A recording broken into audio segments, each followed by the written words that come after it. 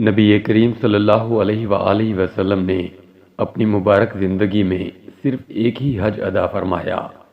حج کے دن حضور صلی اللہ علیہ وآلہ وسلم عرفہ تشریف لائے اور وہاں قیام فرمایا۔ جب سورج ڈھلنے لگا تو آپ صلی اللہ علیہ وآلہ وسلم اپنی اونٹنی قصوہ پر بطن وادی میں تشریف فرما ہوئے اور اپنا وہ خطبہ ارشاد فرمایا جس میں دین کے اہم امور بیان فرمائے۔ امام محمد بن یوسف الصالحی الشامی نے خطبہ حجۃ الوداع کے یہ اہم نکات تحریر کیے ہیں۔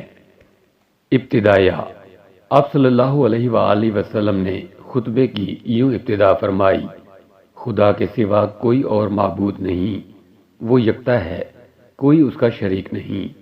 خدا نے اپنا وعدہ پورا کیا، اس نے اپنے بندے رسول صلی اللہ علیہ وآلہ وسلم کی مدد فرمائی اور تنہا اس کی ذات نے باطل کی ساری مجتمع قوتوں کو زیر کیا۔ لوگو، میری بات سنو، میں نہیں سمجھتا کہ آئندہ کبھی ہم اس طرح کسی مجلس میں یکجا ہو سکیں گے۔ مساوات انسانی کا تصور۔ لوگو، اللہ تعالیٰ کا ارشاد ہے: اے انسانو، ہم نے تم سب کو ایک ہی مرد و عورت سے پیدا کیا ہے اور تمہیں جماعتوں اور قبیلوں میں بانٹ دیا کہ تم الگ الگ پہچانے جا سکو۔ تم میں زیادہ عزت و کرامت والا خدا کی نظروں میں وہی ہے جو خدا سے زیادہ ڈرنے والا ہے۔ اس آیت کی روشنی میں نہ کسی عربی کو اجمی پر کوئی فوقیت حاصل ہے، نہ کسی اجمی کو کسی عربی پر، نہ کالا گورے سے افضل ہے، نہ گورا کالے سے۔ ہاں، بزرگی اور فضیلت کا کوئی معیار ہے تو وہ تقوی ہے۔ نسلی تفاخر کا خاتمہ۔ قریش کے لوگوں، خدا نے تمہاری جھوٹی نخوت کو ختم کر ڈالا اور باپ دادا کے کارناموں پر تمہارے فخر و مباحات کی کوئی گنجائش نہیں۔ زندگی کا حق۔ لوگو، تمہارے خون و مال اور عزتیں ہمیشہ کے لیے ایک دوسرے پر قطعاً حرام کر دی گئی ہیں۔ ان چیزوں کی اہمیت ایسی ہی ہے جیسی اس دن کی اور اس ماہ مبارک ذوالحجہ کی، خاص کر اس شہر میں ہے۔ تم سب خدا تعالیٰ کے حضور جاؤ گے اور وہ تم سے تمہارے اعمال کی باز پرس فرمائے گا۔ دیکھو کہیں میرے بعد گمراہ نہ ہو جانا کہ آپس میں ہی کشت و خون کرنے لگو۔ مال کے تحفظ کا حق۔ اگر کسی کے پاس امانت رکھوائی جائے تو وہ اس بات کا پابند ہے کہ امانت رکھوانے والے کو امانت پہنچا دے۔ افراد معاشرہ کا حق۔ لوگو، ہر مسلمان دوسرے مسلمان کا بھائی ہے اور سارے مسلمان آپس میں بھائی بھائی ہیں۔ خادموں کا حق۔ اپنے غلاموں کا خیال رکھو۔ ہاں، غلاموں کا خیال رکھو، انہیں وہی کھلاؤ جو خود کھاتے ہو، ایسا ہی پہناؤ جو خود پہنتے ہو۔ لا قانونیت کا خاتمہ۔ دور جاہلیت کا سب کچھ میں نے اپنے پیروں تلے رون دیا۔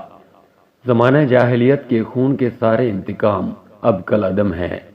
پہلا انتقام جسے میں کل عدم قرار دیتا ہوں میرے اپنے خاندان کا ہے۔ نو مولود کا تحفظ نسب۔ بچہ اس کی طرف منسوب کیا جائے گا جس کے بستر پر وہ پیدا ہوا۔ جس پر حرام کاری ثابت ہو اس کی سزا سنگساری ہے۔ ان کا حساب اللہ تعالیٰ کے ہاں ہوگا۔ قرض کی وصولی کا حق۔ قرض قابل ادائیگی ہے، عاریتاً لی ہوئی چیز واپس کرنی چاہیے، تحفے کا بدلہ دینا چاہیے۔ ملکیت کا حق۔ کسی کے لیے یہ جائز نہیں ہے کہ وہ اپنے بھائی سے کچھ لے سوائے اس کے جس پر اس کا بھائی راضی ہو اور خوشی خوشی دے۔ خود پر اور ایک دوسرے پر زیادتی نہ کرو۔ خاوند اور بیوی کے باہمی حقوق۔ عورت کے لیے یہ جائز نہیں کہ وہ اپنے شوہر کا مال اس کی اجازت کے بغیر کسی کو دے۔ تمہارے اوپر تمہاری عورتوں کے کچھ حقوق ہیں، اسی طرح ان پر تمہارے حقوق واجب ہیں۔ عورتوں پر تمہارا یہ حق ہے کہ وہ اپنے پاس کسی ایسے شخص کو نہ بلائیں جسے تم پسند نہیں کرتے۔ وہ کوئی خیانت نہ کریں، کوئی کام بے حیائی کا نہ کریں۔ اگر وہ ایسا کریں تو خدا کی جانب سے اجازت ہے کہ تم انہیں معمولی جسمانی سزا دو۔ وہ بعض آ جائیں تو انہیں اچھی طرح کھلاؤ پہناؤ۔ قانون کی اطاعت۔ میں تمہارے درمیان ایک ایسی چیز چھوڑے جاتا ہوں کہ تم کبھی گمراہ نہ ہو سکو گے اگر اس پر قائم رہے، اور وہ اللہ تعالیٰ کی کتاب ہے۔ اور ہاں دیکھو، دینی معاملات میں غلو سے بچنا، کہ تم سے پہلے کے لوگ انہی باتوں کے سبب ہلاک کر دیے گئے۔ اللہ کے حقوق۔ لوگو، اپنے رب کی عبادت کرو، 5 وقت کی نماز ادا کرو، روزے رکھو، اپنے مالوں کی زکوٰۃ خوش دلی کے ساتھ دیتے رہو، حج کرو اور اپنے اہل امر کی اطاعت کرو تو اپنے رب کی جنت میں داخل ہو جاؤ گے۔ انصاف کا حق۔ آگاہ ہو جاؤ، اب مجرم خود ہی اپنے جرم کا ذمہ دار ہوگا۔ اب نہ باپ کے بدلے بیٹا پکڑا جائے گا اور نہ بیٹے کا بدلہ باپ سے لیا جائے گا۔ حضور نبی اکرم صلی اللہ علیہ وآلہ وسلم کا حق۔ اور لوگو، تم سے میرے بارے میں خدا کے ہاں سوال کیا جائے گا، بتاؤ تم کیا جواب دو گے؟ لوگوں نے جواب دیا، ہم اس بات کی شہادت دیں گے کہ آپ صلی اللہ علیہ وآلہ وسلم نے امانت دین پہنچا دی، اور آپ صلی اللہ علیہ وآلہ وسلم نے حق کے رسالت ادا فرما دیا۔ اثرات و نتائج۔ خطبے کے آخر میں آپ صلی اللہ علیہ وآلہ وسلم نے حاضرین کو مخاطب کرتے ہوئے فرمایا، کیا میں نے اللہ تعالیٰ کا پیغام تم تک پہنچا دیا ہے؟ تو تمام حاضرین نے اقرار کیا کہ بے شک آپ صلی اللہ علیہ وآلہ وسلم نے اللہ تعالیٰ کا پیغام ہم تک پہنچا دیا ہے۔ حاضرین کے اقرار پر آپ صلی اللہ علیہ وآلہ وسلم نے اللہ تعالیٰ کو گواہ ٹھہراتے ہوئے فرمایا، اے اللہ تو گواہ رہنا۔